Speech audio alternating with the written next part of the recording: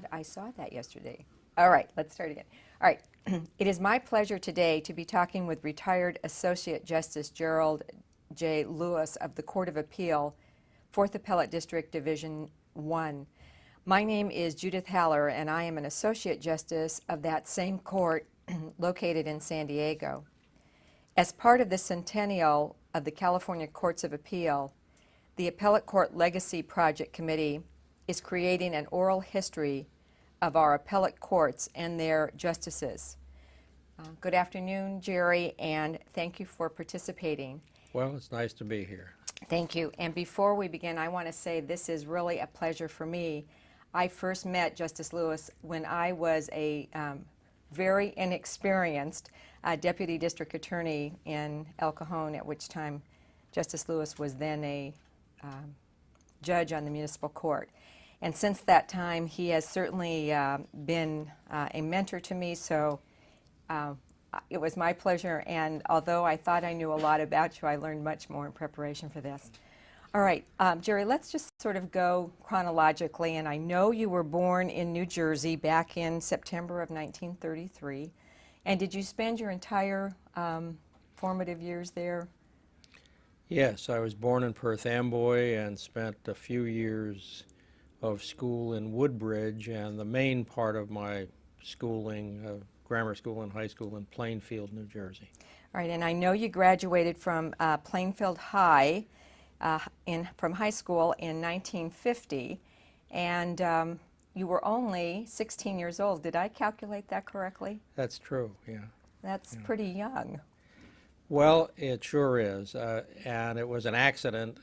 My mother had taught me to read before I went to kindergarten, and after 2 weeks in kindergarten, they thought I was a nuisance because I could read, so they moved me ahead to the first grade. And then besides that, my birthday was in September, which made me the youngest you could possibly be for that year. And so I ended up basically 2 years ahead of things, which had some disadvantages in sports and being able to drive and things like that.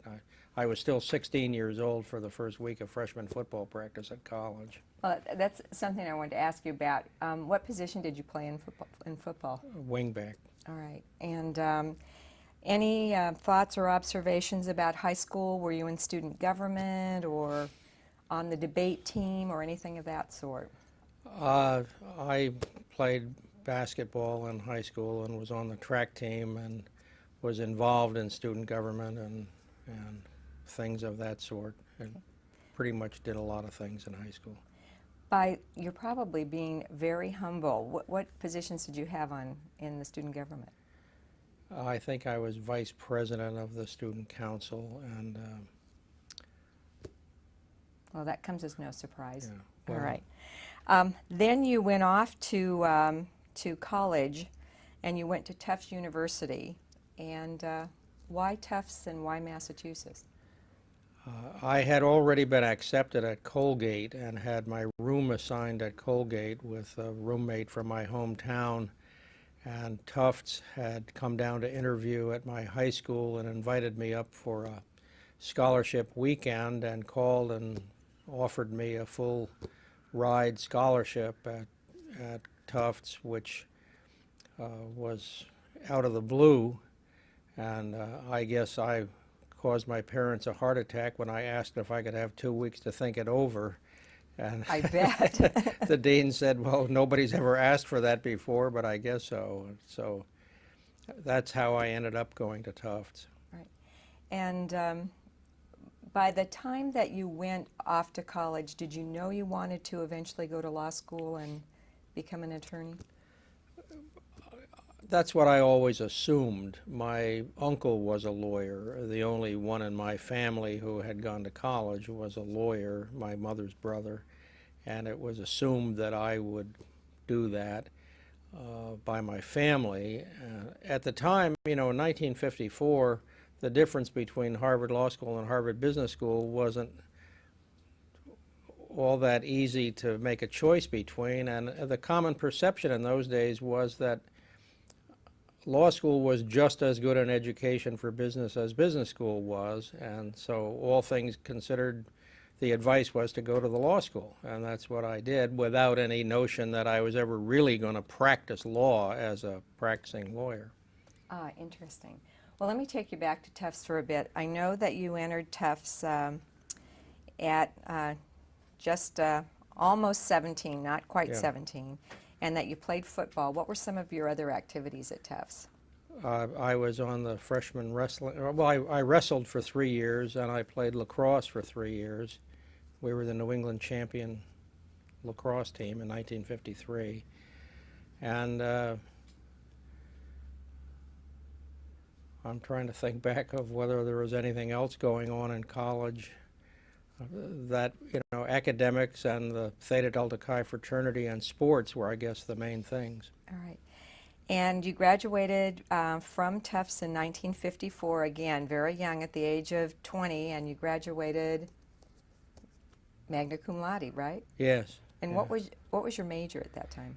I graduated with a major in government, which is what they called political science. Along the way, I was an English major and a history major, and for one semester, even a physics major, so I could take a course in optics, but I ended up graduating as a government major. Now, you mentioned your uncle before, and he was involved in politics, was he not? He was very much involved in politics. He was a very active Democrat in Middlesex County, New Jersey, which was very, very heavily Democratic, and he was very much involved in that. And as a matter of fact, he was the head of the New Jersey delegation to the 1960 convention in Los Angeles, where Jack Kennedy was nominated. Yeah, I remember that well because I was living in LA at the time. Did you come out for that? Well, I was here. I was That's right. I was a lieutenant in the Navy in San Diego, and I went up and spent that week with my uncle, and I was in all the smoke-filled rooms. It was the last real smoke-filled room convention, and I got to sit in at 3 and 4 in the morning on all the caucuses with all the pressure negotiations going on. All right. And did you actually meet JFK? I did not meet him there that week. I met Johnson, Symington, Humphrey, Mansfield, practically everybody but Kennedy. Okay. All right. Well, let me not get too much out of chronological order, and let's take you back to law school. And so we know you went to Harvard. And any thoughts or reflections about your 3 years at Harvard? Well, at the time when I got there, I thought it was a remarkable thing to be there. You were very conscious of what a highly selected group it was. I think we were 550 entering, and we knew what a large number of people had applied for that class, and you were very conscious of the quality of the professors and the quality of the other students. And between those two things, the students and the professors, and the overall environment of Harvard in those days, the intellectual stimulation was really remarkable. Mm-hmm. And any student activities beyond classes? I don't think so, not in law school. All right, well, I have to ask you this. Was it like the paper chase? It was, in the sense that the professor that they modeled that after was not a contracts professor. It was A. James Kasner, who was my first-year property professor, first and third-year property professor. And as a matter of fact, they recreated his classroom, Langdale South Middle, up in Canada, where they filmed the movie. They recreated it right down to the smudges on the wall by the light switch. Mm-hmm. And he was my favorite professor, so in that sense it was remarkable to watch. All right. And when you graduated from Harvard in 1953, did you take the bar at that point in Massachusetts? That was 57. Oh, I'm sorry. Yeah. I'm sorry. That's my fault. You're absolutely right. In 1957. And did you take the bar in Massachusetts? No, I took the bar in the District of Columbia because New Jersey, where I was a resident, had a 9-month clerkship requirement before you could take the bar at that time. And the only place that I could take the bar without being a resident was the District of Columbia. So I went down there and took the bar because I was on my way into the Navy. Right. I know that you went directly into the Navy, and that apparently, I know you were in Newport for a short period of time, but am I correct in remembering that most of your time was spent in San Diego? Yes, as soon as I finished, in those days, even though you were a lawyer and admitted to the bar, you had to qualify as a naval line officer first. And so you had to go through the regular officer candidate school in Newport, Rhode Island. And then from there I was sent to duty in San Diego, and that's how I got here and how I spent my 3 years here. All right. And when you were here, were you a JAG officer or? Well, we didn't wear any different kind of uniforms. We wore a star on our sleeve because we were line officers, but we had a JAG job in the sense that I was attached to the 11th Naval District General Court Martial, where I ended up as the senior prosecutor for the last 2 years. Right. And when you left the Navy in 1961, it was at the rank of? Lieutenant. All right. Now, I know that when we were preparing for this, we met at the U.S. Grant Hotel, which is historically speaking, a very famous hotel in San Diego. And you had kind of an interesting story concerning your first meeting at the U.S. Grant. Well, I was invited to accompany a member of the Office of Naval Intelligence to watch a stakeout they had going on in the lobby of the Grant, and it was hilarious because the ONI agents that were involved in the stakeout were coming back and forth through the lobby in different outfits, mailmen, painters, waiters, same guy in different outfits, and the subject never noticed the difference. It was really funny to watch. Now, let's go back to your experience in terms of with the courts martials. How do you think that influenced your subsequent work as a trial attorney, or your philosophy towards the law, or eventually when you went on to the bench? Well, in two ways. I had never had any plans to be a practicing lawyer going into courtrooms. The Navy put me in that position, and I did nothing but try cases for 3 years in the Navy, criminal cases. On both sides? Well, for 1 year as defense and then Okay. 2 years as a prosecutor. And this was the busiest general court-martial in the Navy, and we tried big cases, lots of them, and I got lots of trial experience against local civilian defense lawyers, including some very well-known criminal defense lawyers in San Diego. Got to try lots of cases. So willy-nilly, there I was as a lawyer with a lot of courtroom experience, and that had a big effect on my eventual practice. And the other thing was, the Navy is the best teacher I've ever encountered. The Navy can teach anybody to do anything. And I mean, if the Navy can teach me to do celestial navigation, they can teach a chimpanzee how to fly an F-18. And at the Justice School, which they sent me to for 5 weeks, they teach you some very simple things about how to get things into evidence. 3 simple questions to ask about how to get a photograph into evidence instead of worrying about f-stops and lens widths and all things like that. And it was very useful for the rest of my whole career in terms of understanding how to get things into evidence. You see, I'll jump way forward. Now I know why they selected you to teach the Inn of Court on evidence for so many years. Well, I also taught evidence at Western State Law School at night, because one of the things that shocked me, frankly, when I was a young lawyer practicing in the courts in San Diego was how little a lot of trial judges knew about evidence. We had jokingly referred to what we called the San Diego Hearsay rule, which was applied, and that was, somebody would object, saying, "Objection, that's hearsay. It was a statement made out of the presence of my client," and the judge would say, "Sustained." It was a very easy rule to apply.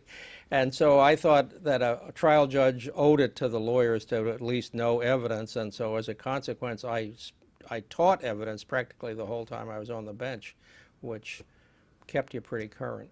All right. And having attended that evidence course at the end of court, I know what a good course it was. Let me just ask you, this is kind of an out of the blue question. You mentioned that when you were trying cases, you tried some of the cases against some very well-known private criminal defense attorneys. By any chance, was Judge Enright one of those people? He was not. Okay. Cliff Fitzgerald was yes. maybe the most famous Okay. defense lawyer at the time in San Diego. His brother Roy Fitzgerald was the municipal court judge, and I tried lots of cases with and against Cliff. Red Boudreau was another one that I tried cases with. Well, and just to put it in context, Red Boudreau, of course, was a very successful attorney here, and there is a civility award named after Red Boudreau. All right, so again, more history that I didn't realize. Any other thoughts about your career in the Navy? And It was really the most valuable time of my life. You come out of 4 years of college and 3 years of law school thinking that you have some special status in the world, and the Navy disabuses you of that idea in a big hurry. Shave all your hair off and give you a uniform that's 4 sizes too big. And they teach you very early on that if the ship leaves the pier at 8 o'clock and you get there at 8:01, no one really is interested in why. And that's a very valuable lesson for a young person coming out of Harvard. yes, I bet. When you were here, did you think in your own mind that you wanted to eventually open a practice in San Diego? You know, I don't think I did. In fact, I went back to New Jersey to my uncle's law office to practice law in my uncle's firm, and they were saving a political seat for me and all kinds of things like that. And it took me about 6 weeks to realize that this was a big mistake to move from San Diego back to New Jersey, and it took me 6 months to get around to leaving and turning around and coming back to San Diego. But when I came back here, I got a job with General Atomic as an in-house lawyer, and I hadn't yet taken the California bar, and it was only a couple years later, in 1963, that I decided that what I really wanted to do was start practicing law on my own. Okay. I was aware that you went back briefly to New Jersey to practice with your uncle in 1961, but what I didn't realize, and you said this so casually, is that there was a, quote, seat that was open for you. What did they have in mind for you, to become a member of the legislature? Or? A congressman. My uncle was the chairman of the Democratic Party in that part of New Jersey, and he had just made his county a separate congressional district. And a lawyer down the hall, Ed Patton, had played defensive tackle for the New York Giants, and he had agreed to take the congressional seat until I was ready to assume that seat. That was the deal. And as it turned out, Ed kept the seat until he passed away, I think. All right. So again, you were still very young, because you went directly high school, college, law school, 4 years in the Navy, and there you were back in New Jersey. Okay, well, let's bring you back out to San Diego and talk a little bit more about your work at General Atomics. What was General Atomics doing at that time? Well, number one, they were designing and building high-temperature gas-cooled power reactors, one in Peach Bottom, Pennsylvania, another one in Fort St. Vrain, Colorado. They were in the power business, competing with General Electric and Westinghouse, and they had gas-cooled reactors, and the other companies had water-cooled reactors. Besides that, they had what they called a TRIGA reactor for producing isotopes for research at universities, and they had about 30 of those installed around the world. Other than that, they had special weapons effect divisions and and fusion projects. A lot of very, very forward-thinking, lots of PhD physicists at General Atomic, the biggest collection in the world, I guess. All right, now, and I have to ask, did your class, your physics class in optics, come in helpful at General Atomics? Well, not really, but I became a quick study and learned enough about the physics to know, from a legal point of view, what mattered and what didn't matter to the Atomic Energy Commission. All right, and that's most of your work was either with or interaction with the Atomic Energy Commission. Well, yes, Atomic Energy Commission, the Department of Defense, and NASA. All right, and would you say that most of your work in that capacity was transactional as opposed to litigation? Oh, it was almost all transactional. And did you enjoy, and also, how is it that you ended up at General Atomics? I needed a job. And and I, it was at a time when San Diego was going through a slowdown. The process had been that everybody, guys like Tom Sharkey, would get a job with an insurance company as a claims adjuster until they could pass the bar and then start practicing. Well, there was a slowdown, and the insurance companies got tired of that, and they wouldn't hire me as a claims adjuster because they had 10 people do the same thing and then leave. So I wandered around and finally met Sam Farmer, the vice president of General Atomic, and he took a liking to me and gave me a job, which was a big help. Okay. And again, for context, Tom Sharkey was a very successful trial attorney in our community for Right. years. I had no idea you knew him Yeah. back then. Yeah. All right.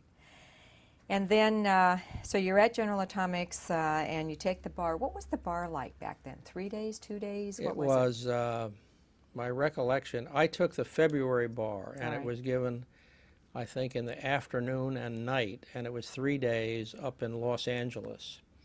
And I had to stay at the downtown Hilton Hotel or something like that.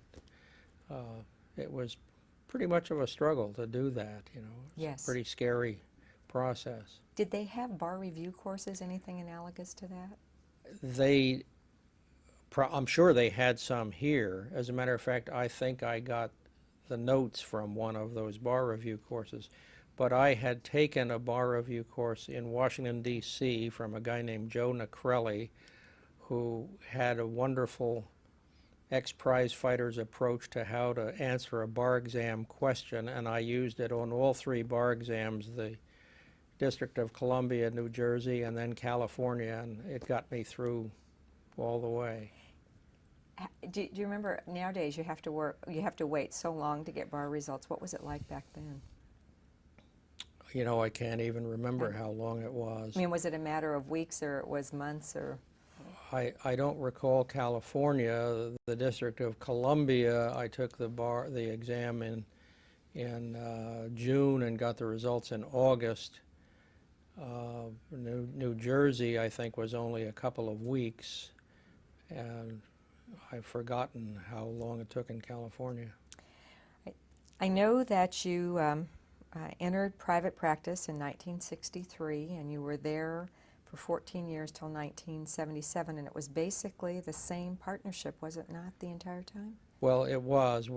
Let's talk about that. It grew a little bit, but it started out with me and Judge Nugent, Tom Nugent, who sits on the Superior Court in Vista now. And it started out as Lewis and Nugent, and it eventually became Haskins, Lewis, Nugent, and Newnham.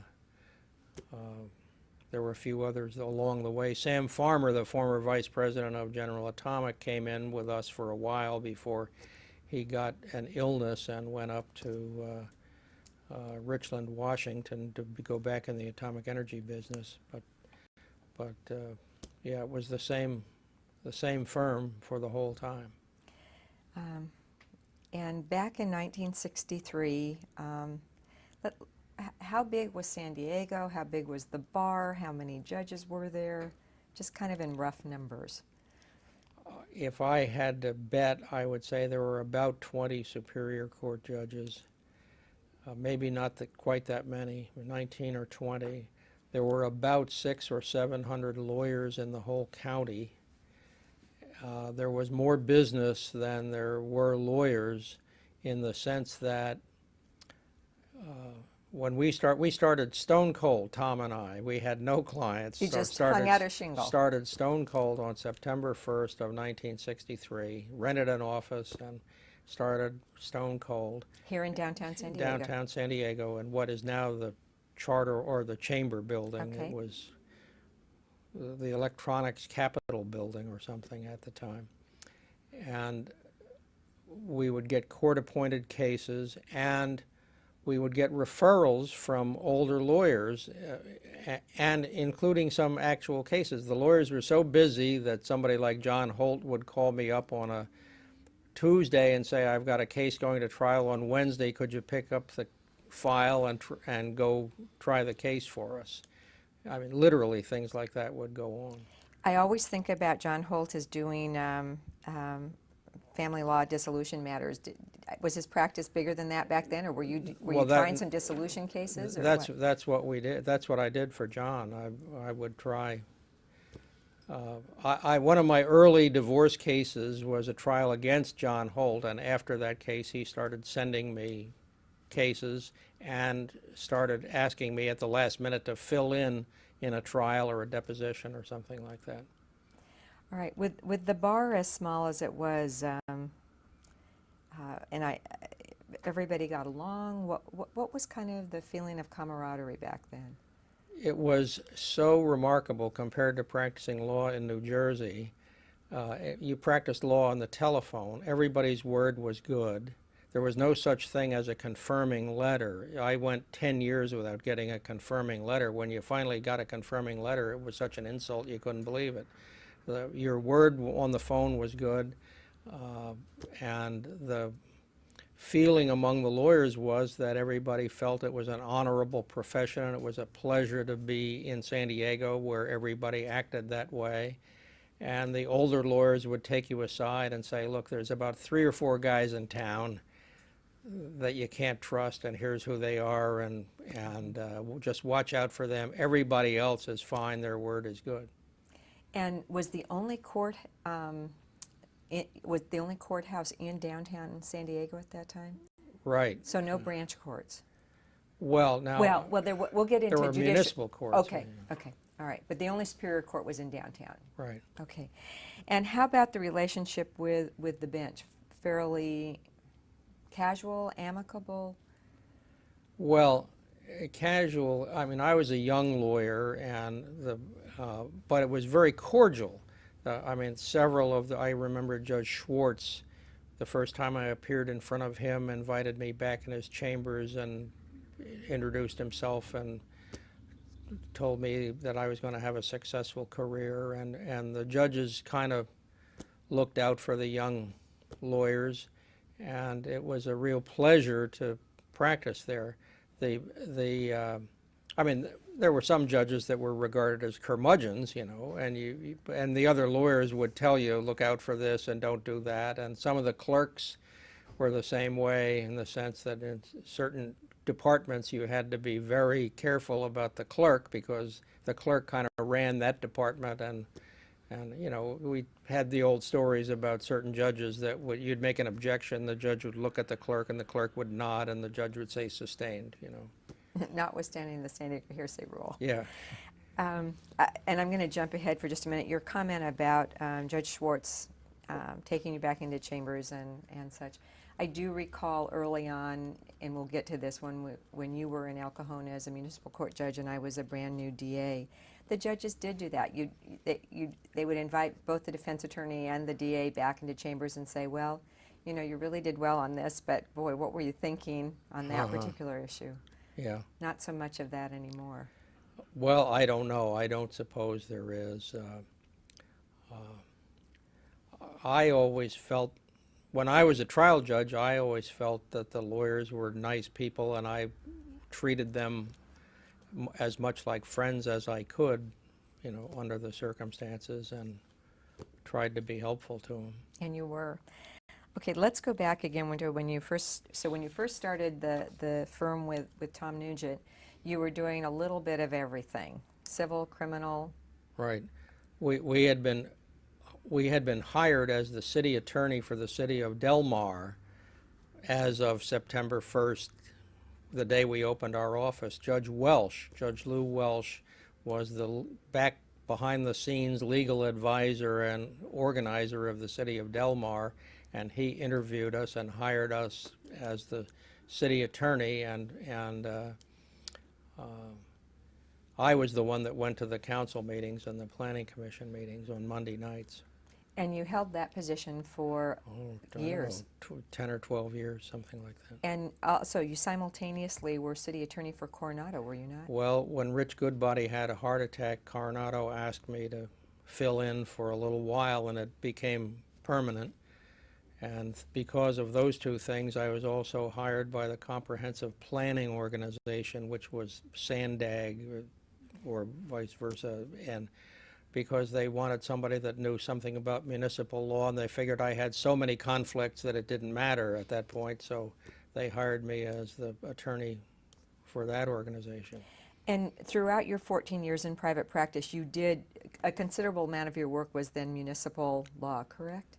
Well, yes, just those three things, dealt with those two cities and Sandag, but I also represented a lot of medical organizations. I was general counsel for the California Society of Anesthesiologists and the California OB/GYN Society and the San Diego County Medical Society. How did those positions, by those positions I mean the medical professional organizations, how did you end up representing them? Tom Nugent was playing tennis against Dr. John Haddix, who was the president of the California Society of Anesthesiologists, and they had an antitrust issue to deal with, and he asked who could deal with it for them, and Tom told them I could, and that was my first contact with the California Society of Anesthesiologists, and through that I became their general counsel, and then that led to the other things. Did you also do medical malpractice litigation, or? I did not. I did not do them. We had insurance, and then we created our own self-insurance trust for Anesthesia Service Medical Group, but we still used at that time the standard medical malpractice defense firms, the same ones that the insurance companies hired. So you did municipal law, quite a bit of you represented professional organizations, particularly in the area of medical. You also did corporate and business work, did you not? Yes. And tell me a little bit about that.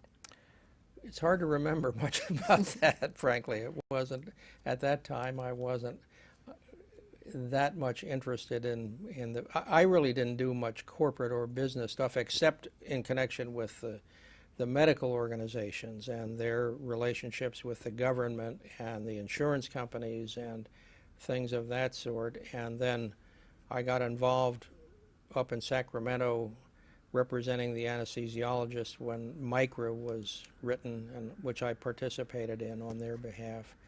And so, although the theory was that I was going to be doing trial work, the practicalities were that I practiced law on the telephone most of the time and didn't have time to go to court.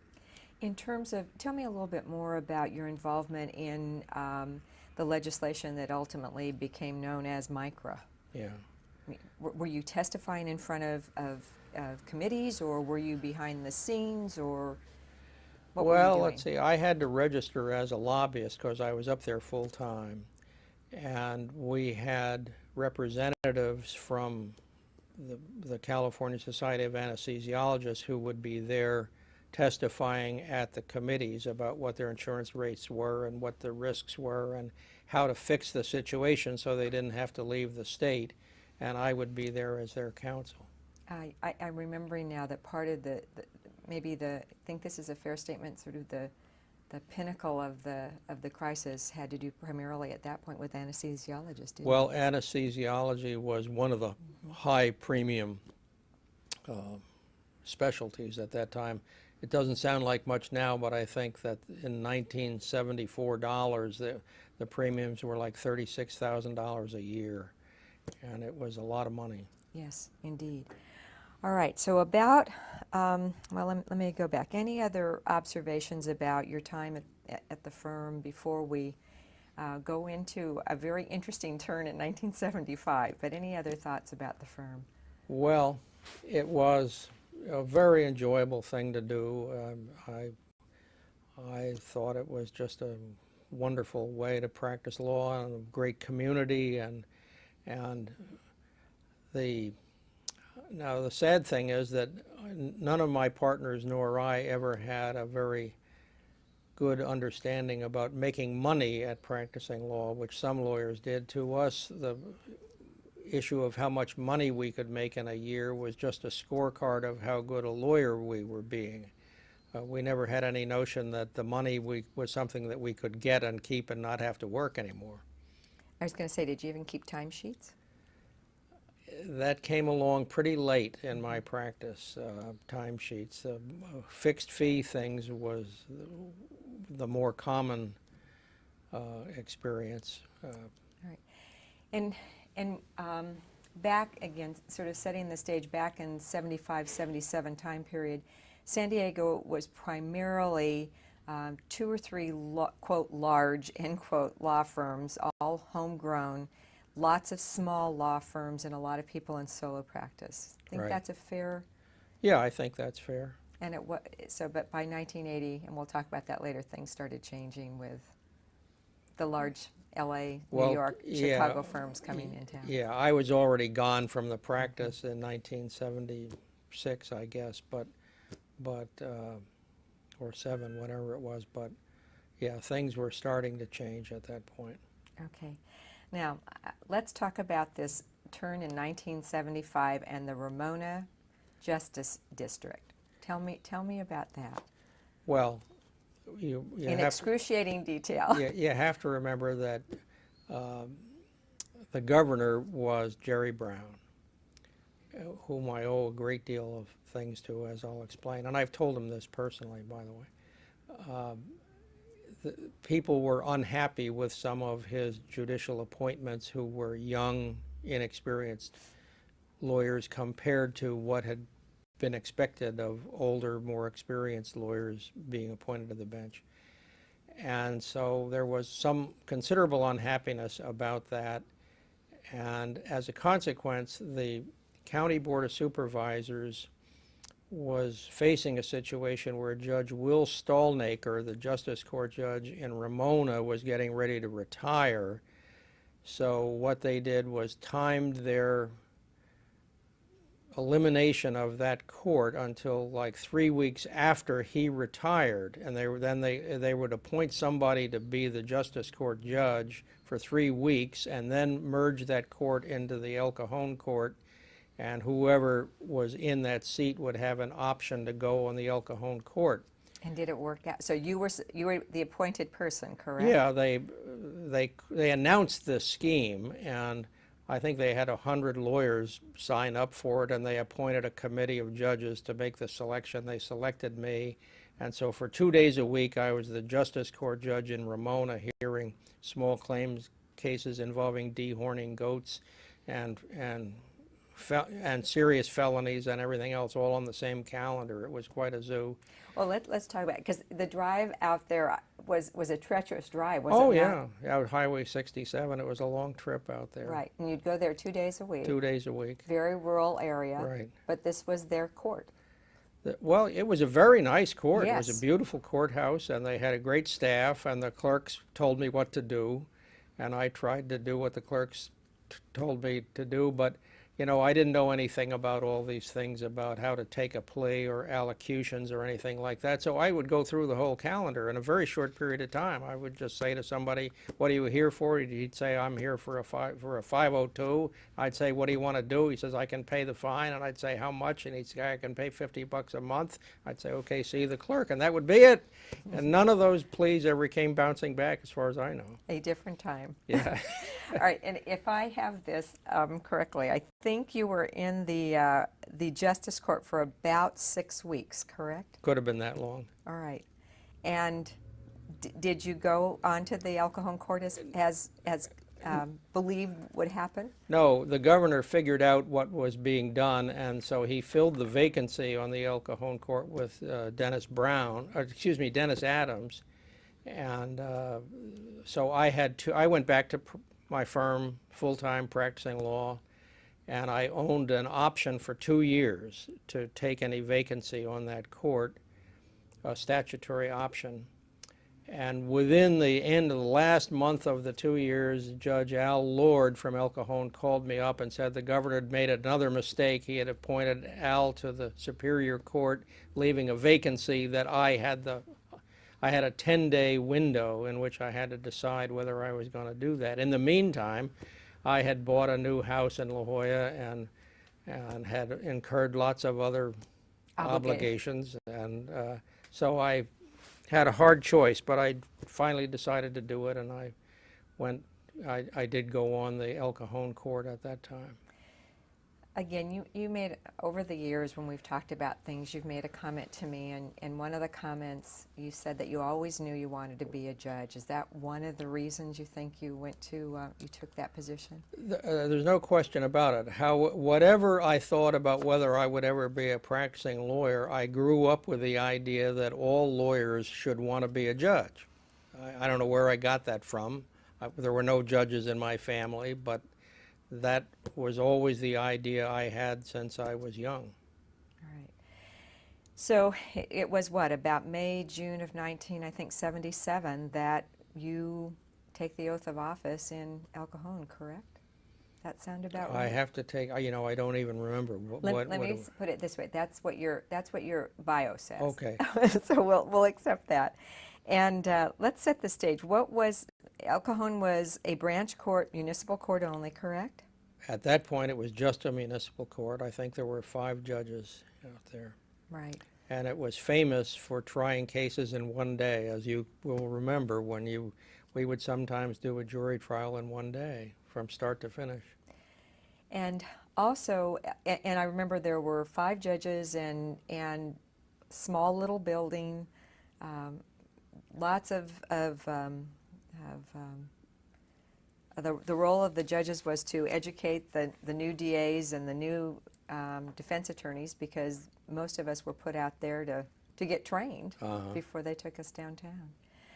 But the El Cajon Municipal Court was the judges there were very aggressive in attempting to bring Superior Court work there. Were you still there when that was happening? I was. It wasn't me that did that. It was Judge Duffy and Judge Smith and the people that were there, who, I guess it was the first in the state that created this arrangement where they, by some device, were created as a branch Superior Court that did some Superior Court cases.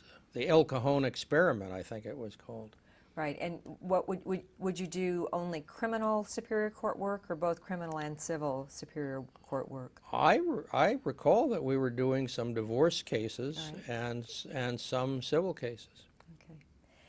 And any thoughts about your years out there? Well, it was I mean, it was like being thrown into the deep water right off the bat, in the sense that we worked very hard. I mean, you never left at 5 o'clock at night. You were always doing things past 5 o'clock, finishing up the calendar. Just by the sheer nature of the amount of work. We started, when I say we, I'm talking about all the judges out there started, I think we started small claims at 8 o'clock in the morning, and you'd have, the courtroom would be filling up with lawyers for the motion calendar at 8:30, and they'd be standing back there snickering while you were trying to sort out the 6 small claims court cases in front of you in 10 minutes. And then you'd go on from there to a trial calendar at 9 o'clock or preliminary hearings or whatever, and you were just at it as fast as you could go all day. Yes. But good times. Yeah. Now, you were there about a year and a half, and then there is an open seat for the San Diego Superior Court, correct? Well, actually, there were 2, yes. Okay. Judge Lazar and Judge Levinson were both coming up to the time that they were going to retire. And I'm not sure about Judge Lazar's appointment, but I know Judge Levinson had been appointed by Pat Brown, and he decided he didn't want to have Jerry Brown appoint his successor. I mean, this is not a secret. No, so he let it go to an open seat. Well, he timed his retirement so that it had to go to an election. And he called me up and told me that he was going to do that. And the logical person to have run for that seat from El Cajon was Judge Duffy. But the problem was that his seat was up for renewal that year. He couldn't afford to not file for his own seat and possibly be eliminated. So Judge Duffy and Judge Smith talked me into being the one who would become the candidate, which I did. And there were two other candidates, a politician, Floyd Morrow, and the municipal court judge from San Diego, Judge Cooney. All right.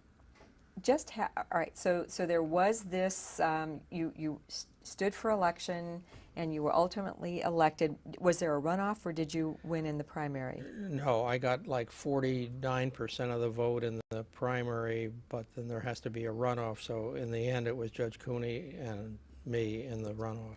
Just how political was it as compared to today? Did you have to raise money? Was there a campaign? Did you have signs? Listen, I did the whole thing. I come from New Jersey, from a political family. We had fundraisers. I had TV ads and radio ads. We did the whole thing. And I got like 75% of the vote. I got more. I like to tell people I got more votes than the stadium did. All right. And you were then... you took the bench in January of 1979. Along with Dave Gill, who ran for Judge Lazar's seat and was elected. So Dave Gill and I were sworn in on the same day.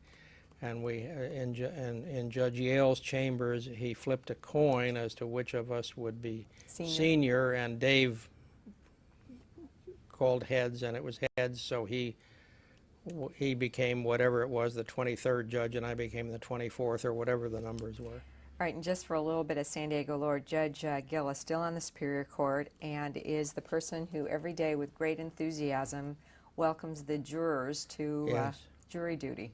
And to his everlasting credit, on that day, in January of that year, he went into the criminal departments, and of course, I, being more of a civil person, had to do a year in the divorce law in motion, and that's where I went. And Dave, to his everlasting credit, has been trying criminal cases. Is probably the outstanding criminal trial judge in the state, I would guess. Has done it the whole time ever since. And some very heavy ones as well. All right, but now let me take you to law in motion. It was an old-fashioned, no independent calendar, old-fashioned law in motion department. Tell us a little bit about that. Well, now, I think you're talking about now civil law in motion. Yeah, and after the 1 year where I was divorce law in motion, I was the divorce judge for a year. Well, actually, Judge Henderson had another department that did that. But then... All right, so let me back up. So your initial assignment then was in family law. Family law, yeah. All right, and you had done some family law work in the firm. Yeah. Okay, so you were not but this was heavy stuff, 40 cases on a calendar in the morning, 40 in the afternoon, lots of stuff, really something. And so you did family law for about a year, very, very busy, heavy calendars, and then did they put you directly into civil law in motion? Into civil law in motion, yeah. And as you said, there was no independent calendar system. All the civil law in motion was handled in that special department, and so you had all the law in motion work for all the civil cases. And you did that for a year, or I did that for a year. All right, and at that time, was it this system where you had a morning calendar and another judge had the afternoon, or did you have both morning and afternoon? My recollection is I had both morning and afternoon, but then maybe 6 months along, Justice McConnell came in as the second civil law in motion judge, so we had two of us. And we had research attorneys Cindy Muckey was one of them, and Judge Joyce Wharton was one, and so we had real good help. Right, and did you always have a research attorney when you were in civil law in motion, or was it only when Justice McConnell? No, we always had research attorneys. All right, and just, again, you're talking about Justice Judith McConnell as in my boss, an Right, APJ of, right. of the 4th District. All right. And Cindy Muckey, of course, is a research attorney here. Yeah. Now, I know that when I eventually had a civil law in motion assignment, you told me a story about how exhausted you were at the end of the day. Do you remember that? About you'd made so many decisions that when you went home at night. Well, it's true. When I would get home at night and Laura would say, what do you want to drink with dinner? Do you want coffee or tea or whatever with dinner? It sounds crazy, but I would literally say, I cannot make any more decisions today. I have made all the decisions I can make in one day. I can't make any more decisions. Understood, understood. Were you noticing anything different about the nature of the legal practice in 1979, 1980, when you first became a Superior Court judge?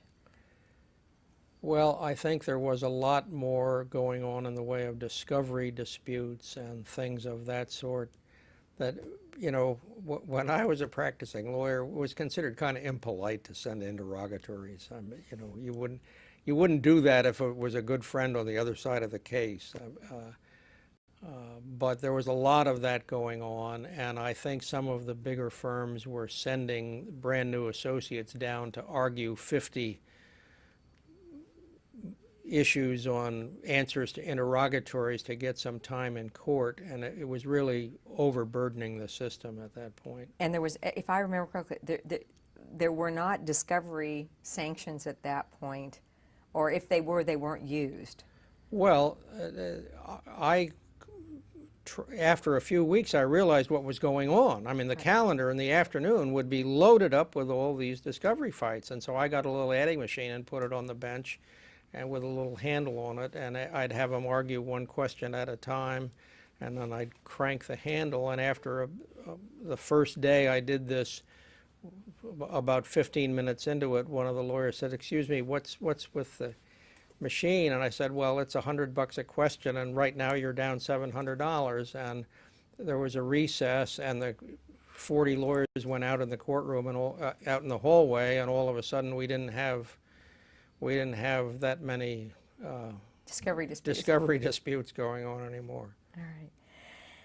And so after your, or let me ask this, is there any law in motion case or law in motion matter that stands out from that time period? Well, I can't really think that there is a specific law and motion matter that's able to be talked about, at least. Well, I mean, part of it was just get the decision made and move on. Yeah. I mean, No time to second guess yourself. well, now you had, I mean, some of these things were very complicated things, and the research attorneys would have done a real good job presenting you with the stuff. So it wasn't quite like being in a trial court where there's an objection to a piece of evidence and you've got to make a ruling right now. You can't say, well, that's an interesting issue, let's appoint a committee and look into it. You've got to call it a ball or a strike right now. And in trial, the main thing is you've got to make the calls and you've got to be consistent. That, I think, satisfies the lawyers most of the time. And the civil law in motion thing, there were some very complicated issues, but you did have to make rulings. You had 40 cases on that calendar and you had 40 more tomorrow, so you had to make the rulings. And the main thing was that you had to get it done.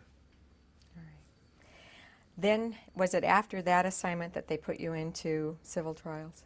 Yes, from there I was in civil trials, and although there was not an independent calendar system, in effect, Judge Yale kind of created one in the sense that he would ask the lawyers, well, okay, do you want to agree on a judge and we'll send this case to the judge for all purposes?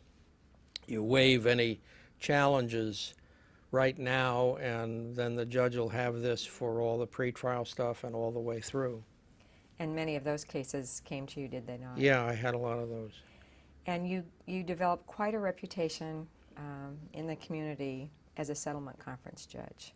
Why don't you tell us a little bit about how your day developed and the kind of work you did on settlement conferences? I don't remember how it happened, but as soon as I was in the civil trial departments, I would see people on settlement conferences every day at 4:30. And we would stay as long as we would have to stay. Sometimes it would be till 8 or 9 o'clock at night. And I did that, I think, 5 days a week, the whole time I was a Superior Court civil trial judge, and really enjoyed it. I got a big kick out of it. It was a lot of fun, and So you were popular with the attorneys and with your colleagues because you got the cases settled. well, I had a good record of settling cases. All right. And then, when you think back to your success in that area, was there a secret to your success in getting those cases settled, do you think? I have no idea. People have asked me about that over the years, and I don't have a formula or a standard approach. Everything just depends on the case and on the lawyers, and I would just try to listen for a while until it would become clear to me what the critical issues in the case were going to be and what the evidence would be on either side. Now you have to depend in those kinds of situations. You have to depend on the candor of the lawyers on both sides, and so you have to kind of know the lawyers and know whether you can rely on what they say or not. But I don't think I had a particular style, except that I guess my style was to believe that you just have to keep doing it. You have to keep it going. If you put up with the first answer that, well, with that kind of a demand, we're not going to make any offer, nothing would ever get settled. You have to ignore all that and just keep talking and keep it going. And remarkably, sooner or later, a lot of them do settle. Mm-hmm. And typically back then, would the attorneys ask you your assessment of liability and ask you to assign a dollar value, or? I think in a lot of cases they would, sure. But you know that what you do is you kind of are sounding out both sides, and you kind of get a sense of where where they think this thing really is, and you're not telling them they're wrong. You're telling them what they already are thinking, and you're telling them, look, this is this is a 70-30 liability case, really, and the range is going to be between X and Y, and so figure it out. That's where the value is. Any recollections about the quality of the, let me go to cases that you tried, civil cases where you were the trial judge. Any thoughts or observations about the quality of the lawyering? I was so lucky in the quality of the lawyers that I had in front of me that they should have made me buy a ticket. I mean, it was a great show, and they should have made me buy a ticket just to watch.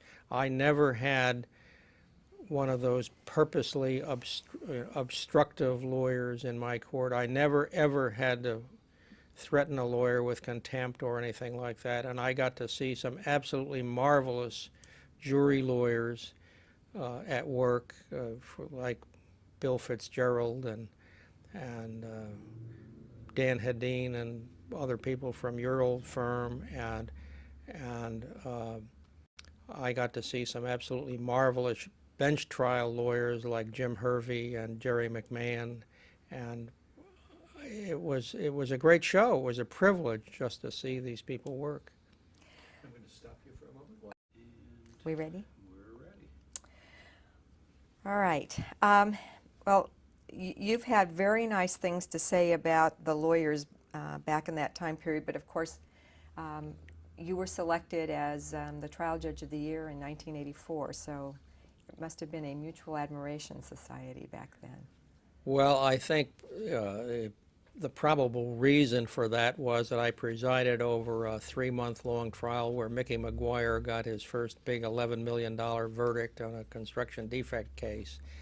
And plaintiffs' lawyers think that any judge that is sitting there when they get $11 million is a really wonderful judge. All right. Well, in that same year, you ultimately, at the end of the year, were elevated to the Court of Appeal and took Justice Cologne's position. Now, how did that come about? Did you apply? Did someone encourage you? Were you ready to move on? What happened? Well, of course, you have to apply, as you know. You have to fill out an application and send it in. I have to ask you, was the PDQ back then as daunting as it is now? Oh, it was very substantial. Okay, all yeah. right. But my honest assumption was that I was putting my application in to get in line. I don't know if you want to edit this out, but my assumption, and a lot of people's assumption, was that Judge Jack Leavitt was going to be the first appointment to the Court of Appeal from the Superior Court in San Diego. And at this point in time, Governor Duke Majan's in office, correct? George Duke Majan was the new governor, and this was his first appointment. And my assumption was that Jack Leavitt was going to be appointed. I sent my papers in to get in line, on the assumption that, well, if I wanted to do this in 3 or 4 years, you got to get in line. So, well, as it turned out, there was some opposition to Judge Leavitt's appointment, I guess. I was never told this. But to my astonishment, I got a call from the governor in the middle of a final argument on a medical malpractice case. I had to interrupt your partner, Mr. Wisemantle, in the middle of his final argument and to take the call from the governor. And he told the jury, ladies and gentlemen, that's either the president or the governor. The judge would never interrupt me under any other circumstances. And he was right, it was the governor. Well, Al was he had a pretty good sense of things back Yeah. then. He was quite a trial attorney. All right, and you arrived here, but and I know they had the same sort of you were the governor made a selection, and then they had the same kind of process where you had to go through the confirmation process, and of course, Right, Chief Justice at that time was Rose Bird, correct? right. And tell me about your connection with her during that process. Well, I have nothing but the highest compliments about her for that process. I don't know if it's still the same, but there's a time period when people can sign up to speak against you. They have a hearing with the senior appellate judge and the Chief Justice and the Attorney General. These hearings were in Los Angeles. And the Chief Justice called me up to tell me that she had to go to the doctor's that afternoon, but she had left word with her clerk. This was the last day that anybody could file their papers to speak against me. And that if her clerk did not call me at 5 o'clock, that meant that nobody had filed anything, and that I could count on the fact that there would be no one speaking in opposition against me. Which she went way out of her way. She didn't have to do that. It was very nice of her to do. And then she called me a couple weeks later before the actual hearing and said it was up to me where I wanted to be sworn in, but if I wanted to, she would have a ceremony in her chambers for my family right after the hearing, which she did, and it was awfully nice of her to do that. All right, so you were literally sworn in Los Angeles Right. then, immediately after your confirmation. Right. All right, and when you joined this court, you were, let's see, there were 5 or 6 of you. I think there were 6 altogether. Yes, there were. So it was Justice Brown, Staniforth, Weiner, Butler, and Work. Right. Right. And do you think it's fair to say that in terms of when you came onto this bench that you were probably, quote, the most conservative of that group of 6? I think so. All right. And rumor has it that there was sort of an odd procedure back then with respect to the distribution of appellate briefs. Is that right? Well, yes. I mean, when you used to show up in front of the court and the presiding judge would say, "We've all read the brief, so don't repeat anything that's in your briefs," that was not literally true. Uh, at least in my experience, that we would, the typical system was we would have like 9 cases. If you had 3 judges on a panel, you'd have 27 cases for the month, and each judge would be assigned 9 cases. And As lead. As lead, and you would only get the briefs on those cases. What you would see of the rest of the other 18 cases was what they euphemistically called the bench memo, which was in fact the opinion, that the draft opinion in the black notebook that you'd get a couple days before the oral arguments. And so I wasn't comfortable without ever having seen the briefs, and I started making an issue about that. And Judge Weiner did the same thing, I think, and we changed the system. So in other words, thankfully, we can say that after 1984, every justice on the panel had the briefs to Right. read. All right. Well, it was my view that you were just as responsible for the other 18 cases that you were not the lead on as you were for the 9 that had been assigned to you. By the time you arrived at our court, you had, you'd been practicing and or on the bench somewhere in excess of 20 years, maybe, 20, 23, 24, something in that neighborhood. Yeah. Did you have a fairly defined judicial philosophy by that point? I don't know if I thought about it in those terms.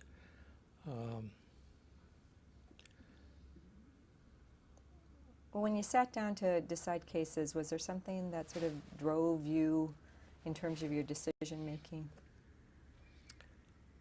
Well, I think it was just a simple proposition of following what you understood the law was supposed to be, and not making things any more complicated than they had to be. And I think, at the intermediate appellate court level, you have to be conscious of the fact that it's really the bottom line that matters to the litigants. And in the vast majority of cases, this is going to be the end of it. And so there are real litigants involved, real parties involved, and so having the right result is more important than having the right language in the opinion, it seemed to me, on most of them. But there was the occasional case where you had the sense that there was a possibility that what you would write on this issue would matter later on, and you took some special pains with those. Again, over the years, we've talked about this, and one thing that you mentioned to me was your view about the fact that it's very important that the law provides stability. Would you elaborate on that? Somehow I grew up with the idea that the oldest cases were the most important, that things weren't supposed to change in the law. I know, if you've ever been involved with the legislature, that's not true, but my belief was that people relied on what the law is, and they governed their conduct by what the law is, and that's what people were supposed to do. So the law was supposed to have a sense of stability and stay the same from decade to decade without changing, without, sliding the support out from under people that had been relying on it. Whether they were business people or Right. a mom and pop operation, Yeah. or even perhaps someone, even a criminal, deciding Well, sure. whether that conduct was Yeah. prosecutable or not. Yeah. All right. Well, during the time you were here, and you were here for about, what, 2.5 years? Is that? I think that's about it. Okay. And in that time, thanks to the modern marvels of computers, you published as lead 42 cases, and you also wrote 13 dissents. So that's a lot of work in terms of published work in 2.5 years. I would never have guessed it was that many. Okay, all right. Well, let's talk about a couple of or 2 or 3 of your dissents, because people will recognize some of these names. Tech Built. Yeah. Tell me a little bit about Tech Built. Well, my the name of it was Tech Built versus Woodward Clyde, and my recollection is that it involved it was a construction project, and one of the defendants was settled out for a waiver of costs. And then the cross-complaint by one of the other defendants was said to be barred because they had a good faith settlement. And that struck me as ridiculous, that cutting somebody loose for a waiver of costs was not a settlement in the world that I lived in. And that happened to be a time when I was sitting temporarily on the court from the Superior Court, and I spent all summer working on that case and analyzed all the other good faith settlement cases and pointed out why this wasn't like any of them, and that this really was not a settlement, this was a dismissal. And that dissent, I think, was taken up by the California Supreme Court, and they changed the law on good faith settlements, which led to the legislature creating the statute 877 and 877.6. All right. Again, to place this in perspective, San Diego had oodles, it's a very judicious term, but lots and lots of construction defect cases. And the primary way these got tried was the plaintiff against the general contractor, and then the general sued all the subs. And so this turned out to be a big issue in San Diego. Do you recall if when you wrote that dissent in Tech Built, you identified some of the factors that the Supreme Court ultimately identified in their opinion? You know, I must say I can't recall now. Yeah. But the famous ballpark, if it's in the ballpark, but here's how you figure it out. All right. Another one that took a lot of twists and turns was a family law case that in this court was called Casas versus Thompson. And that had to do with military pensions and support obligations. Now, you were a dissent in that one as well. Yeah, there were two at the same time. That Casas was one, and there were two different panels dealing with similar cases, and I was on both panels. One of the issues in the case was whether there was any jurisdiction to go back now and divide this Navy pension that had not been divided at the time of the divorce trial.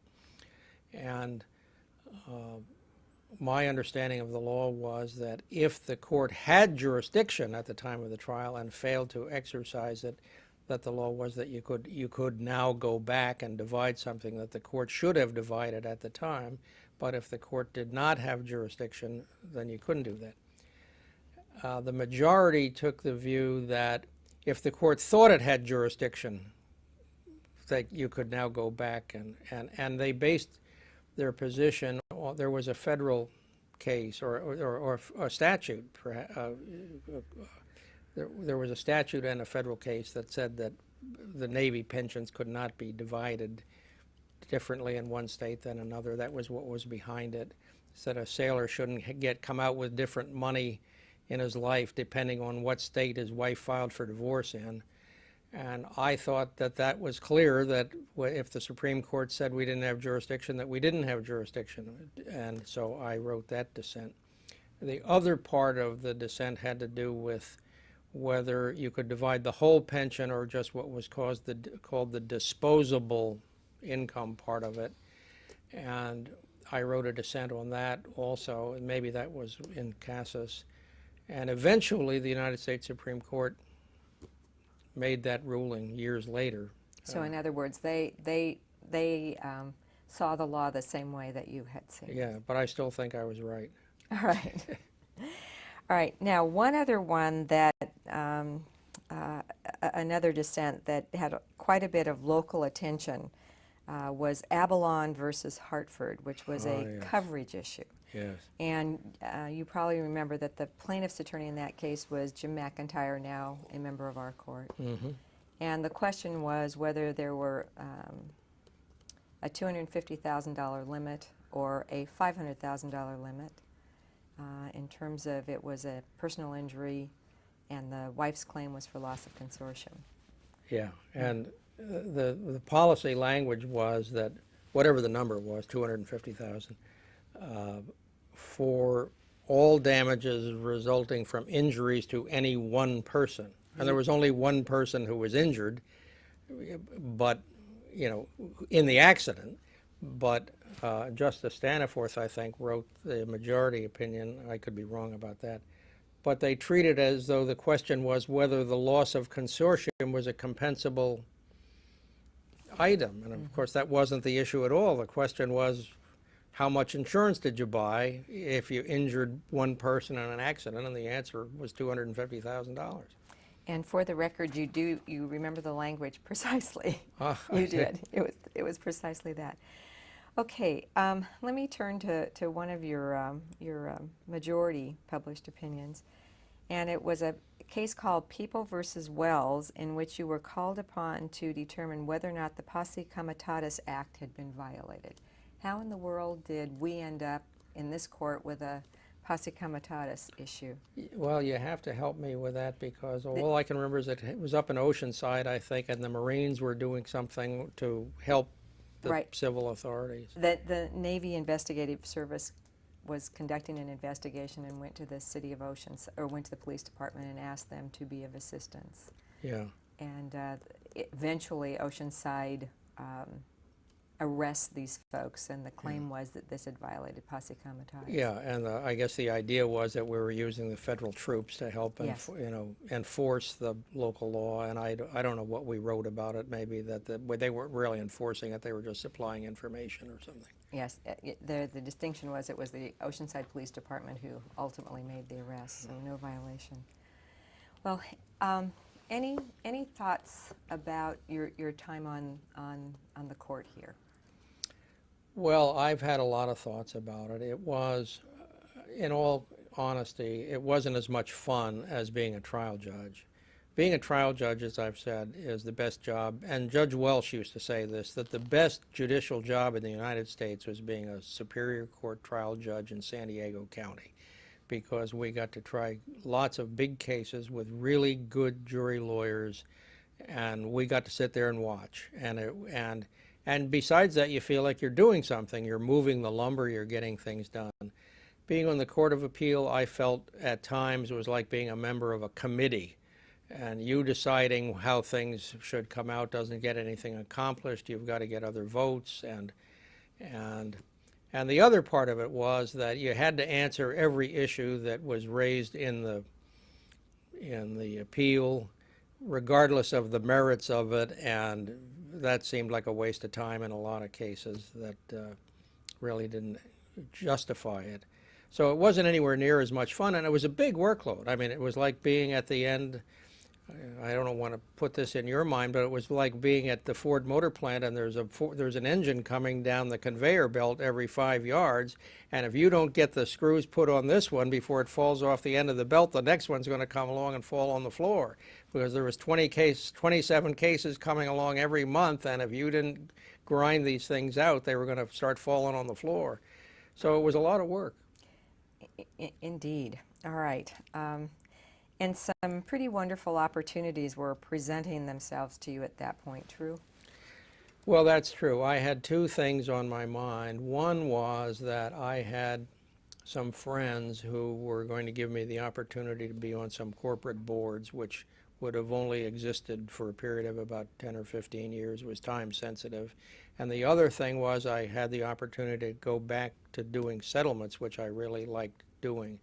So I decided to get off the court and go back to being, well, Judge Yale had kind of started the private judge business settling cases in San Diego, and I was the second one behind him. And then besides that, I ended up in a parallel career over the course of time being on the board of 5 different New York Stock Exchange companies and 2 mutual funds, which was a whole different world where I am still involved, and I've learned things I never dreamed of and been involved in things that were really quite remarkable. Before we take you into your very long and distinguished career off the bench, which I was amazed. You've been doing this for almost 20 years. Yeah. And you're, as an attorney and a judge, you were there for about 26 years, so you're coming up almost on your halfway mark. Yeah. But let me talk a little bit about your thoughts and reflections on the practice of law in San Diego in 1987 when you left the bench, as compared to when you had arrived here when you were in the Navy and then in private practice. In terms of the size of the community, the national firms in San Diego, the way lawyers practiced. Any thoughts on any of those things? Well, it was very different.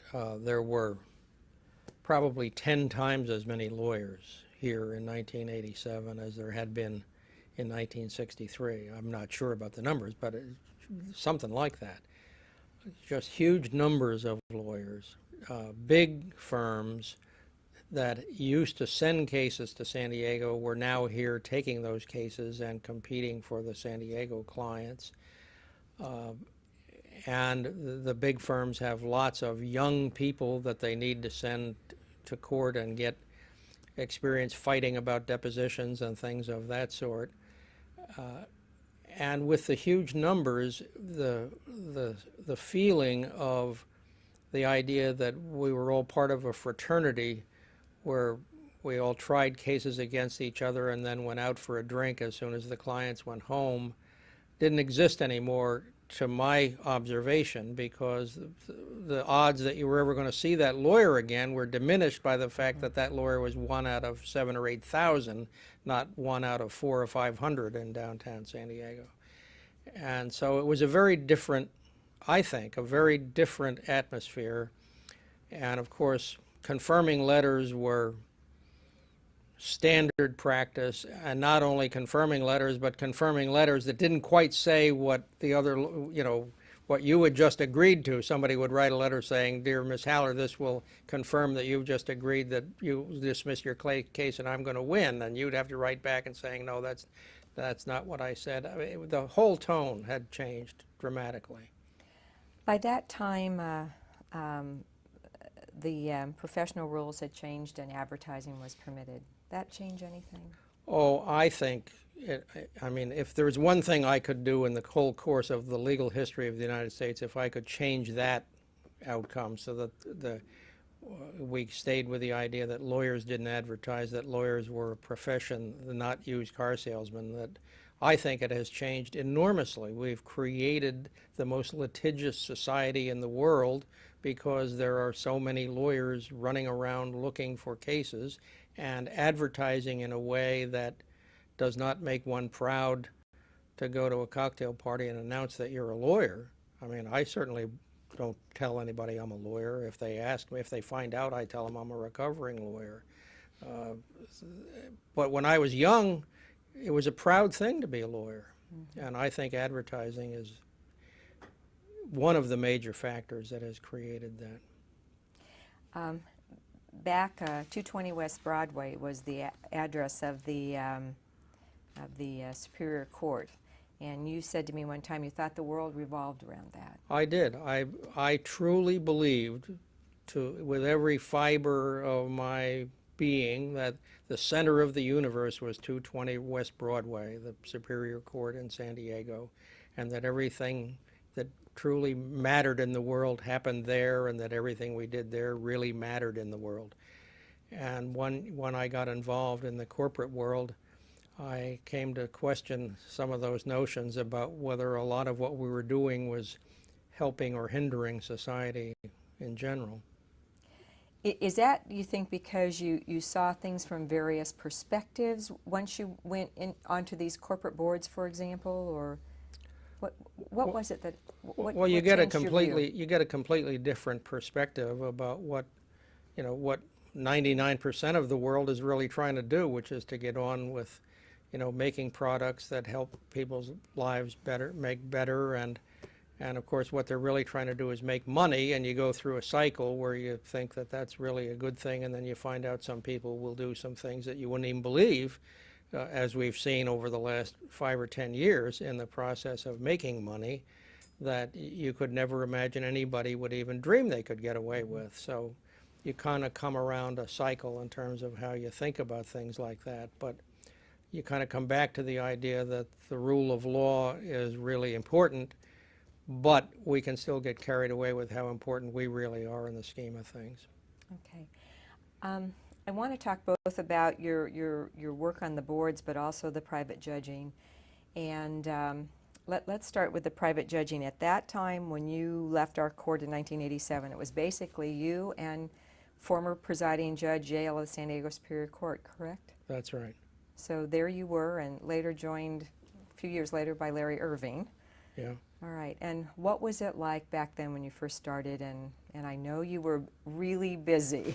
So tell me a little bit about those days. Well, it was very busy. I never understood the difference between a settlement conference and a mediation. If there's supposed to be a difference, I never understood what it was. And that's your view till this day? To this day. Okay.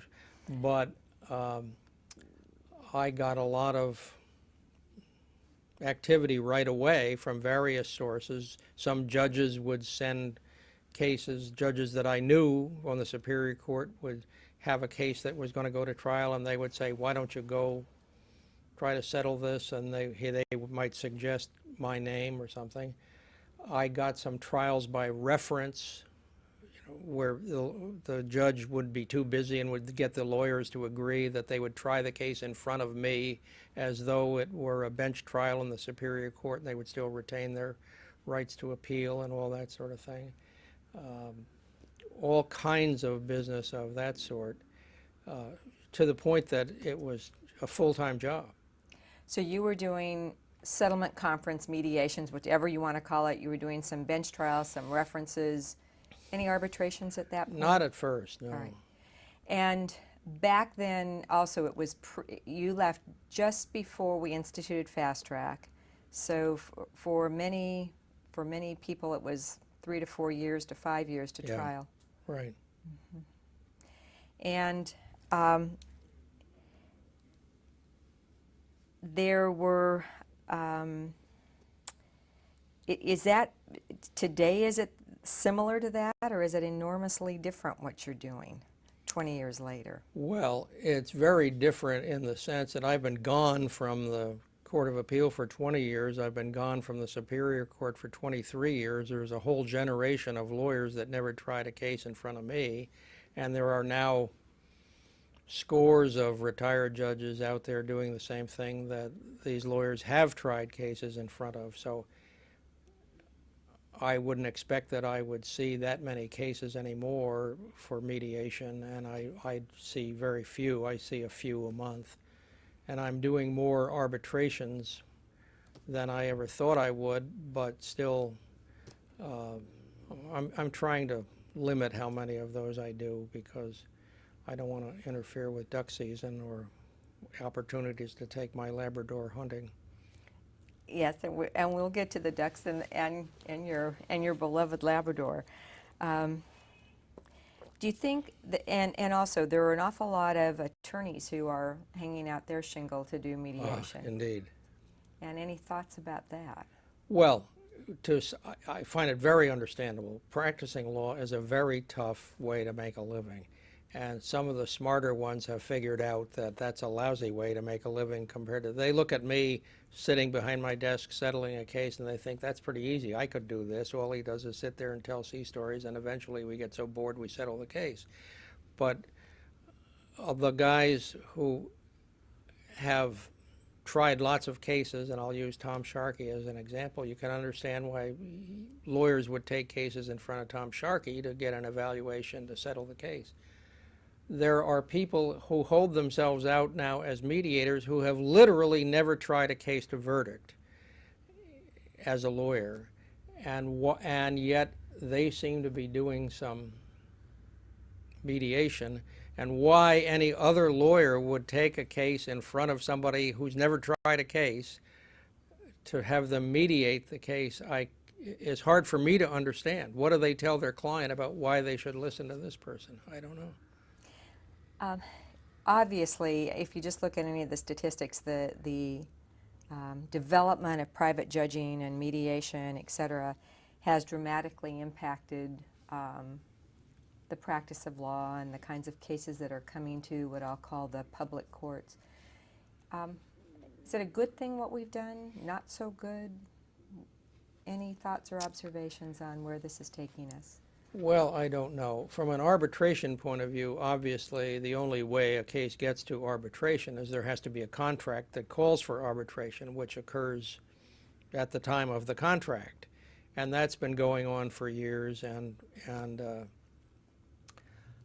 when Jerry Brown was governor, he helped that along. And I've told him, I bought him a drink and told him that he was responsible for my career both as a Superior Court judge and as a private judge, which I'm not sure was thoroughly flattered by. But anyway, that arbitration situation is following the pattern of litigation in general, in the sense that it was supposed to be faster, cheaper, quicker, easier, and it's gotten a lot more expensive and a lot longer than it was 20 years ago, but so has litigation. Mm-hmm. So whether arbitration is now faster or cheaper or quicker, I don't know.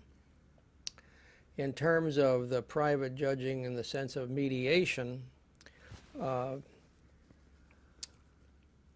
what that is doing to the whole development of an industry of alternative dispute resolution is going to create a situation that's going to cause changes. I mean, the state bar is going to, so many lawyers now hold themselves out as mediators that before very long the state bar is going to start treating that as practicing law. And I have no interest in being any part of that. I think that they realize that they better not cross the line in terms of trying to define being an arbitrator as practicing law, because there are plenty of arbitrators who have never been lawyers in the first place and never would want to be. And so the state bar is trying to walk both sides of that street.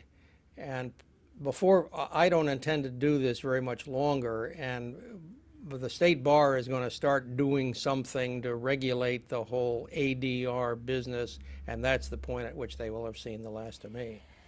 You know, some have opined that from just a jurisprudence standpoint that the private judging has changed things, because very many people will take their disputes directly to private judging, and therefore some issues, cutting-edge issues that may have been taken to the courts before, we're just missing kind of a generation of those. Do you think that opinion's correct? Any thoughts about that? Well, I don't really have a way of evaluating what it takes to create those nice points of appellate law that would otherwise work their way up here, and how many of those show up, you know, in cases that get arbitrated. But I don't have any way to assess that. Any other thoughts about your work? You must have enjoyed the settlement part of it, because you were so good at that, and it's very nice to very nice to get people resolved and take your advice and send them on their way. Well, you know, you learn, if there are any general rules about it, the bigger cases are easier to settle than the smaller cases. I mean, if two lawyers come in and say, this is a really tough one, there's millions of dollars involved and we're millions of dollars apart and there's really no chance of settling, I think to myself, I'm probably going to get this one settled. And if they come in and say, this should only take 20 minutes, we're only 10,000 apart, the odds are we will never settle that. People are more comfortable fighting about amounts of money that they're comfortable talking about than they are multi-millions of dollars, and they can keep that discussion going on forever. So, you know, that's one general rule. And the other idea that I think is still true is that every time I've tried to take a shortcut, it's counterproductive. You have to let the lawyers dance the dance. Time is part of the process. They have to go through the whole day or 2 days or whatever it is and change positions very gradually, even though it may be perfectly clear where this is probably going to end up at the end of the whole thing. If you try to take a shortcut and go there early on, it's counterproductive and it'll ruin it and it will never happen. Interesting. All right, let's talk a little bit more about the boards. Have you been on 5 boards simultaneously, or over the 20-year time period you've been on 5 different boards, some simultaneously? Some simultaneously. I have been on as many as 3 at the same time: Fisher Scientific, Wheelabrator Technologies, and Henley Manufacturing. All right, and then what were the other 2? Well, then I've been on the board of what became California Coastal Communities, which at one point was Henley Properties, and I've been on the board of General Chemical Company. And I'm a retired director of all of those companies now, and I don't know if you know the difference between a retired director and a director. It's the same, exactly the same as the difference between being a drunk and an alcoholic. The drunk doesn't have to go to the meetings. And so the best thing you can be is a retired director. But I've also been a director of the Invesco mutual funds, which became the AIM mutual funds. I'm currently a director of the Tenenbaum Opportunities Fund, which is a private equity fund that gets regulated as though it were a mutual fund. And I'm a director of a kind of a startup public medical device company here in San Diego called Cardium Therapeutics. So I've never been on less than 2 or 3 boards at the same time, I guess. And what's the nature of the work that you have done for them? Is it simply bringing clear thinking to the process? Is it bringing legal advice? Is it a combination? What is it? There's no legal advice. They all have very good counsel, both inside and outside counsel, and I've tried to scrupulously stay away from having any legal opinions about anything. On the other hand, you do learn parallel issues from one board to the other, one industry to the other, where you get good information from your outside counsel about what the issues are in terms of corporate governance.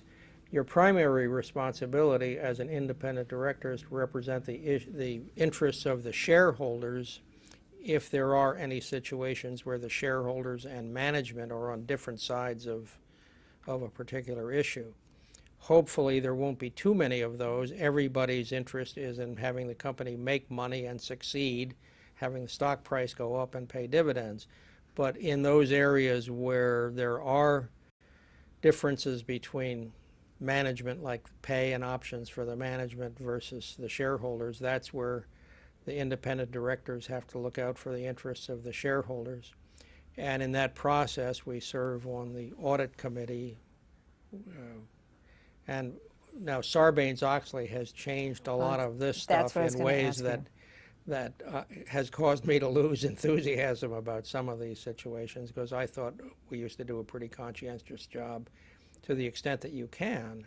You have to understand, an audit committee are not auditors. You hire auditors. That's what you do. And so you're really dependent upon the auditors and the accountants for that, although you have to have financial literacy.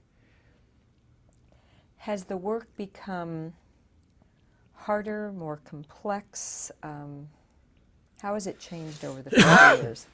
Well, Not 50, 20 years, sorry. it has become more complex, and there's more public focus on what goes on, and you, I think, are held to a higher standard now as an outside director than maybe 20 years ago. People thought all outside directors were just friends of the chairman, and that's the way it was. And that's for the typical industrial corporation. The mutual fund industry is an animal that is unique, and until you get involved in it, you have no idea what the rules are, and they're very complex and very complicated, and it's been a great education for me. And since I was on two of those boards and that I'm now on the Tenenbaum board, I bring with me all the background, everything that I learned from the lawyers and the corporate governance experts dealing with the SEC. Was it a matter, did you self-teach yourself in these positions, just a matter of reading everything you could get your hands on, or being very careful about the information given to you, or how did you do that?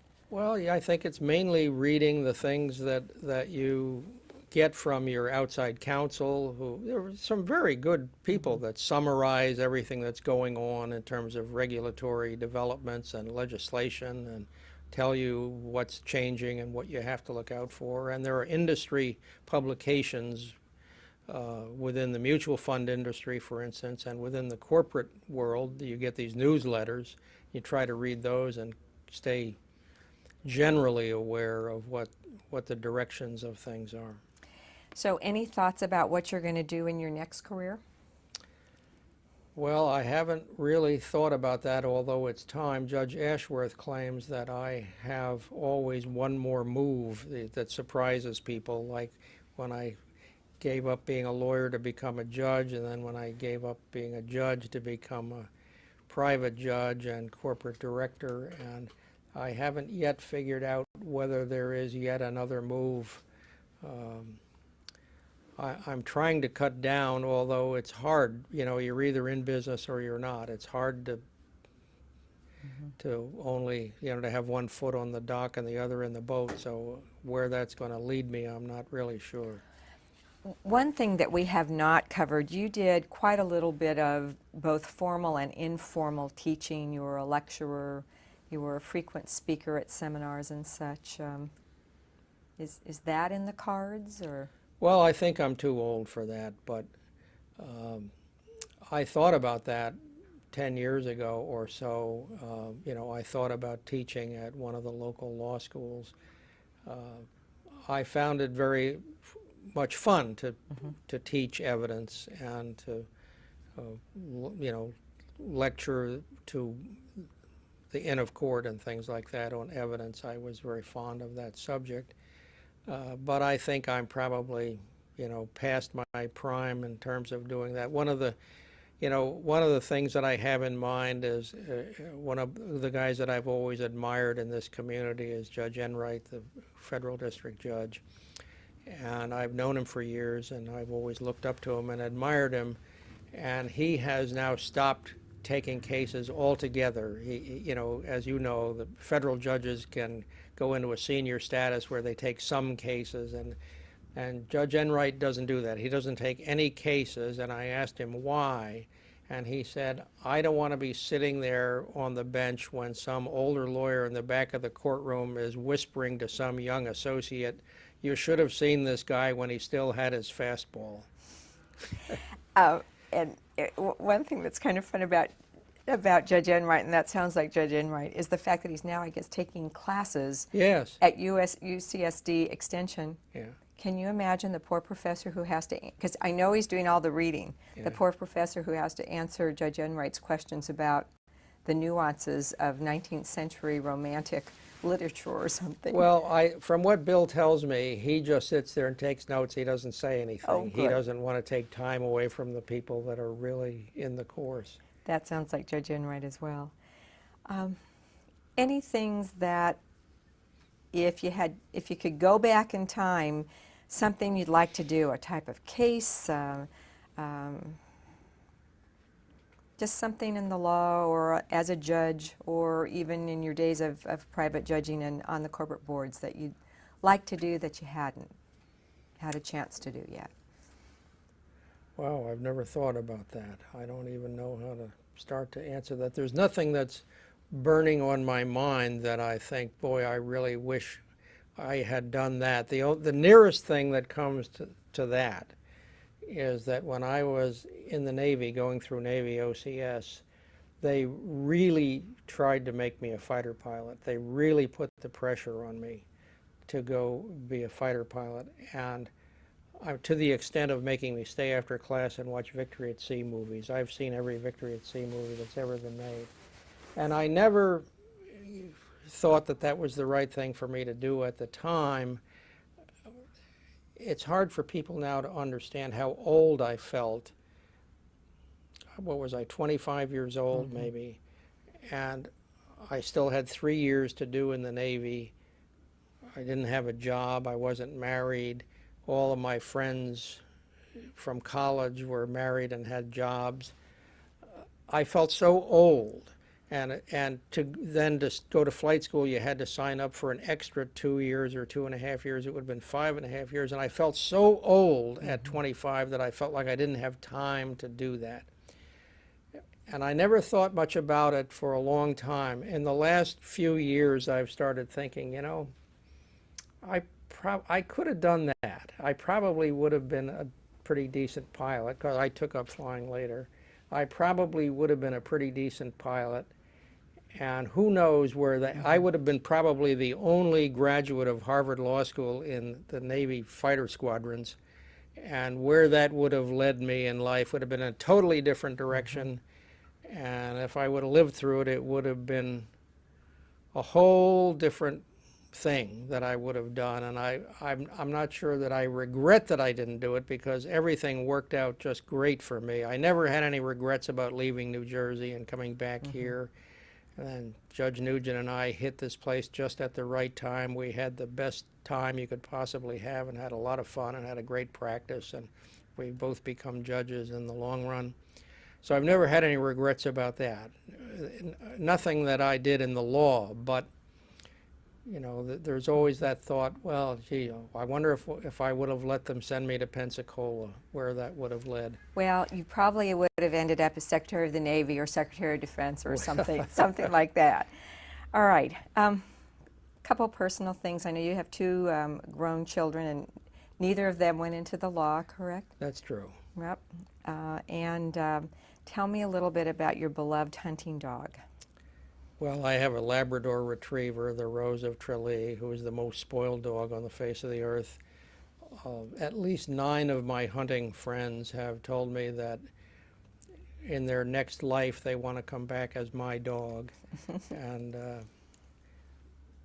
I really enjoy being with her and taking her hunting. And every now and then, again, when I see you, I know you're on, how often, I know you go hunting. Is that a couple times a year or? Well, the season is dove season is in Okay. September, and duck season is like October 15th to the end of January, and that's when I go. And I will go at least 1 day a week during duck season. I mean, I have to take Rosie at least 1 day a week hunting, and so pretty much from September through January, it's about at least 1 day a week, sometimes 2 days a week. And I know that you are a wine connoisseur, and you belong to what is it I you're was called? a Chevalier de Tastavan, Whatever that means. whatever that is, yeah. All right. And the one thing I didn't know, is it true you like golfing? I didn't know that. I play golf. I belong to the Palma Valley Country Club and La Jolla Country Club, and I play, when it's not hunting season, I probably play every weekend. See, I should have realized you were a golfer because at one point in your life you were what, the president of the country club or on the board of directors? I was on the board at La Jolla Country Club, Okay. yeah. All right. And here's one other thing I found out about you, that you were the Irishman of the Year in 2000. Now, what yeah. about that? Well, in 2000, let's see, in 2000 I was the Irishman of the Year, given that award by the Friendly Sons of St. Patrick. And in 2003 I was given the Heritage Award by the American Ireland Fund here in San Diego. And I've had a lot of contacts with Ireland. I've been going to Ireland every year for the last 20 years, to Galway and then to County Kildare, and we shoot down in County Wicklow. Jerry, anything else? Any final thoughts, observations, something that I should have asked you that I didn't? Well, I'll tell you something that I would have done differently when I was here. The system was that if you had 9 cases for the month, you as a judge took 3 and wrote 3 opinions, and you had 2 clerks and they each wrote 3, and then you had these 18 others that you looked at for a couple days or whatever. And in looking back on it, I would have approached it differently, I think. It seems to me the most important thing that you folks do is think, and that you need to think about all the cases, and that you should assign 5 to this clerk and 4 to that clerk, unless you've got one yourself that you really want to be, you've got some special reason that you just want to write this one yourself. And the rest of the time you should be thinking and improving on the language and counseling them about how you want them to write something, and spend the rest of your time thinking about all 27 cases. I mean, I wish I had done that. Well, I know how highly regarded you were, so maybe next time around you'll do it that way. All right. Well, thank you very much. Well, thanks for talking to me. All right.